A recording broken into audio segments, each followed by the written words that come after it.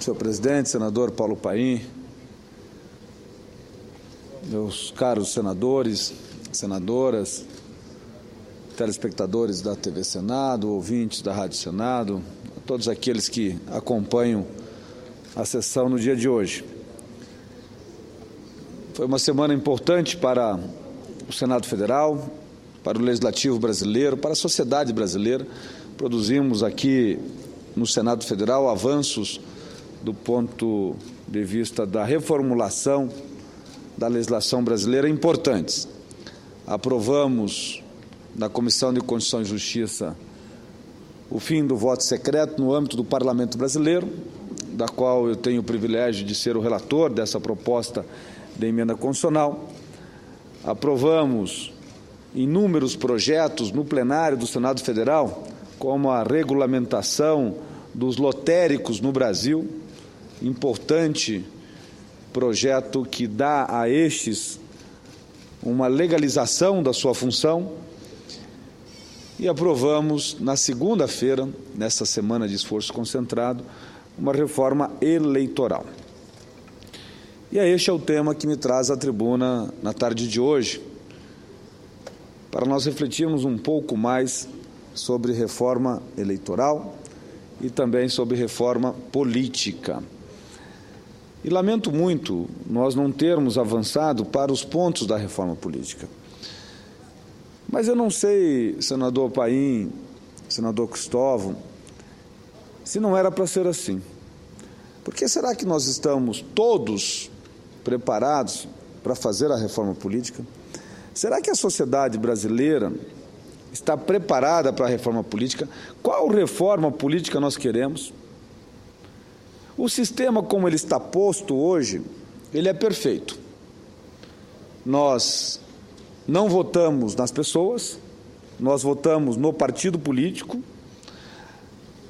que oferece uma proposta aos seus filiados. Essa proposta que o partido, através do seu programa partidário, oferece aos seus filiados, que podem se candidatar só filiados a partidos, não existe candidatura avulsa no Brasil, tem que ser seguido e é submetido ao crivo do voto. O cidadão não vota na pessoa, o cidadão vota na proposta. E essa proposta tem que ter coerência com a função programática, com o programa do seu partido. Perfeito, esse é o sistema brasileiro. Inclusive, essa proposta tem que se transformar em lei. Então, ela vai ao Congresso Nacional, vem ao Congresso Nacional, vai às Assembleias Legislativas, vai às câmaras de vereadores e à Câmara Legislativa do Distrito Federal, na forma de projeto de lei, que vale por 4 anos, porque vale por um período de um mandato, que o mandato no Brasil é 4 anos, chamado e conhecido pela sociedade brasileira como PPA, Plano Plurianual. Esse é o nosso sistema hoje, ele é perfeito. Agora, quando é que nós votávamos, de fato, nos partidos? Porque hoje o cidadão brasileiro não vota mais no partido, mas a lei diz que ele deve votar no partido, que inclusive, por falha do Congresso Nacional, na sua regulamentação, o Tribunal Superior Eleitoral, no ano de 2007, por uma resolução, legislou, criou norma, criou regra, criou inclusive prazos para a infidelidade partidária. Aqueles que, eleitos pelo voto do cidadão, pertencente a um partido pelo qual foi eleito, se sair do partido, sem a justa causa, perde o mandato, porque o mandato é do partido. Então, vejam que o mandato é do partido e não é da pessoa. Então, se nós precisamos discutir reforma política, nós precisamos fazer com que o cidadão entenda tudo isso. Porque se o cidadão brasileiro não entender, como que ele vai opinar no eventual plebiscito? Em 1966, nascia no Brasil o Movimento Democrático Brasileiro, que não era partido ainda, passou a ser partido a partir de 1974. E o que é partido político? Será que o cidadão brasileiro sabe o que é partido? Será que os filiados a esse partido sabem o que é partido? Veja como a coisa tem que voltar muito antes do momento do voto e para entender a importância do voto do cidadão. Partido político é um grupo de pessoas que partilham de uma mesma ideia, daí vem a ideologia.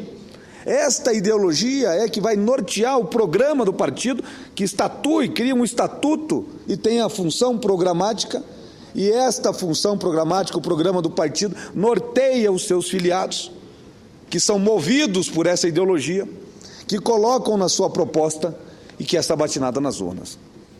1966, quando nascia o MDB, tinha qual ideologia? A redemocratização do país, o fim da ditadura, o direito de ir e vir, a liberdade de expressão, o direito de eleger um presidente da República, o voto direto e tantas outras ideologias estatuídas no mesmo estatuto.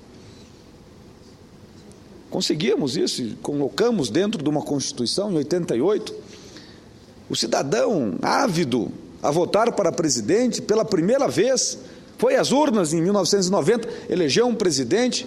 Estávamos tão politizados que não gostamos da postura daquele presidente, que hoje é um colega do senador, Fernando Collor de Mello. A sociedade, através do movimento dos caras pintadas, veio e exigiu o impeachment por uma série de razões. E eu digo a vocês, Fernando Collor de Mello foi um bom presidente para o Brasil. Teve falhas, mas foi um bom, porque viu que o Brasil precisava olhar para o mundo globalizado, que o Brasil estava esquecido, e a partir dali nós começamos a nos desenvolver, porque nós estávamos até aquele momento, vivíamos um momento total de estagnação nesse país. Atrasamos anos, décadas, e é visível, né? Quando você sai do Brasil, vai para algum país norte-americano ou para a Europa, o atraso no Brasil. E a partir dali é que nós começamos a ver o tamanho das desigualdades que tem no Brasil. Mas veja só, o cidadão brasileiro também se acomodou. Não foi mais ser vigilante das grandes causas. E passaram-se 20 anos, e agora vem esse levante todo da sociedade, dizendo: o Brasil melhorou muito nos últimos anos. É incomparável o Brasil da década de 80, não vou nem voltar antes disso, ou dos anos 90. Permita que eu lhe aparte. Está fazendo, acho que, um belo pronunciamento, para mim fundamental para essa moçada que está nas galerias. E você parou na década de 80, para poder retornar. Isso aqui são estudantes do curso de Direito da Universidade Luterana do Brasil, da UBRA. Fazer que meus filhos formarem em Direito, tudo na UBRA, 3. Espero que sejam bons advogados. Cidade Itumbiara, Goiás, sejam bem-vindos. Dr. Sérgio Souza é um grande senador, é o relator do fim do voto secreto no Congresso, já deu o seu parecer favorável pelo fim do voto secreto. Muito obrigado. Postura corajosa do senador. Muito obrigado. Serão meus colegas advogados, logo, logo. Mas voltando à linha de raciocínio, o Brasil mudou muito nos últimos anos. Se nós voltarmos ao início dos anos 90, tínhamos uma inflação absurda, nós tínhamos uma moeda que não tinha valor, mudava a todo momento de nome, nós não tínhamos bens, serviços. Quantas pessoas tinham carro, telefone, tinham casas? Como que era a alimentação dessas pessoas? Que valor que era o salário mínimo? Melhoramos muito nesses anos todos, mas não melhoramos em tudo. Somos muito desiguais do ponto de vista do custo Brasil. As coisas no Brasil são muito caras e as pessoas vão comprar no Paraguai, as pessoas vão comprar no Uruguai, vão na Argentina, vão a Miami, pagam as suas viagens pelo que trazem nas malas, levam malas vazias. E não é só nos produtos de bens de consumo não duráveis. Se compararmos o valor de um automóvel, o valor de um caminhão, o valor de uma locomotiva, se compararmos a infraestrutura que tem os grandes centros ao redor do planeta ao Brasil, é outra. Então o Brasil, minha gente, ficou muito atrasado. E a população brasileira vem agora às ruas pedir um pouco mais de igualdade, de mais justiça, que seja um país mais justo. E por isso que tem que ter reforma política. Por isso que nós temos que entender, nós queremos continuar votando nas pessoas, porque é isso que nós fazemos hoje. Nós elegemos deputados que estão na Câmara Federal com mais de 1,5 milhão de votos, mas era uma figura conhecida do público no âmbito da comédia ou desportivo. Era esse o cidadão que o brasileiro queria para representá-lo, para fazer as leis, para regular o seu convívio em sociedade? Ou foi um voto de protesto ou de brincadeira? Em 2014 nós vamos ter eleições. Eu tenho a maior esperança no cidadão brasileiro que vai fazer uma análise, uma retrospectiva da vida pregressa do seu candidato e não vai votar simplesmente porque é obrigatório o voto. E nós precisamos eleger um Congresso comprometido com a reforma política, e esta reforma política tem que passar pela reforma partidária. Se eu perguntar para metade dos deputados desse Brasil, talvez para alguns senadores, mas para a maioria dos políticos eleitos, qual é a ideologia do seu partido, eles talvez não saibam. Se você perguntar para os filiados a um partido político no Brasil o que significa a sigla do partido político que ele é filiado, talvez ele não saiba. Ou pelo menos uma grande parte não saiba. Então, que sistema é esse? Se nós queremos realmente votar nas pessoas, então vamos criar o distritão. O distritão quer dizer o seguinte: você elege o mais votado. Mas se eu vou eleger sempre o mais votado, como é que eu vou privilegiar aquele que defende as causas, que tem as lutas em favor da minoria? Que também não é bom no caso do distrital puro. Talvez o distrital misto seria o interessante, elege aquele que defende as causas e também privilegia aquele que mora no bairro, na região. Veja como nós precisamos fazer uma reforma política, uma reforma partidária, mas precisamos explicar ao cidadão.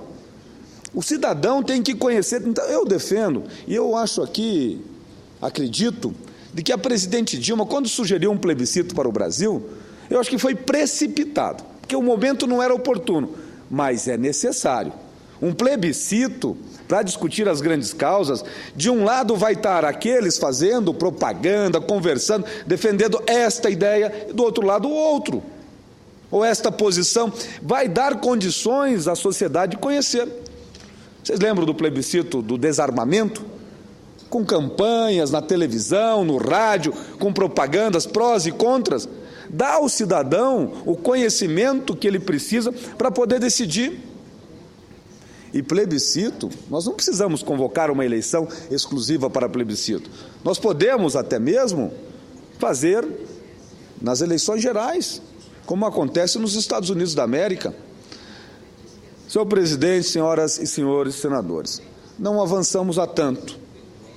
Não conseguimos, infelizmente, promover nem parte da reforma política, que é tão necessária. Nós precisamos entender qual que é, de fato, a necessidade de uma reforma política. Porque o sistema, da forma como ele está, ele não pode continuar.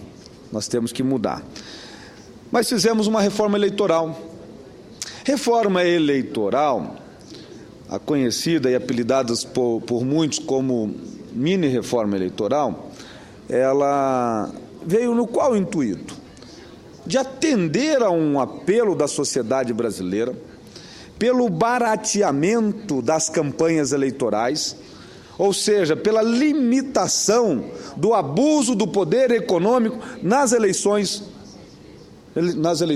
sejam elas desde vereador como a de presidente da República, em toda a sua instância, porque é muito nítido que o poderio econômico ele acaba manipulando, principalmente nos pequenos centros, nos pequenos e médios municípios brasileiros, manipulando o resultado das eleições. Avançamos em muito, proibindo uma série de propagandas. Por exemplo, quem tem dinheiro para plotar um carro inteiro? Plotar é colar adesivo no carro todo. Ou plotar, fazer 20, 30 carros. É caro isso. E aquele cidadão que não tem dinheiro para fazer isso, como é que ele compete em igualdade numa eleição? Ou para encher uma cidade de placas. E havia até mesmo uma negociação com o proprietário do terreno particular para colocar, quem dava mais para colocar. Tudo isso nós estamos limitando, inclusive tamanho, e também proibindo placas, cavaletes e assim por diante. Grande avanço na reforma eleitoral. Votamos aqui na última segunda-feira. Nós estamos também limitando o número de cabos eleitorais, colocando um teto. Hoje não tem teto.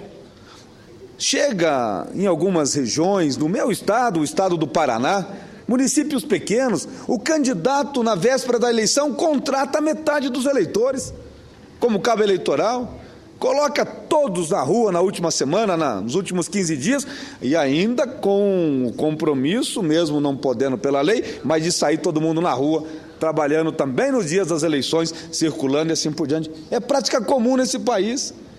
Vamos limitar o número de cabos eleitorais. E para o cidadão entender mais ou menos como que será, até 30 mil eleitores nós teremos um cabo eleitoral, até 30 mil habitantes, um cabo eleitoral,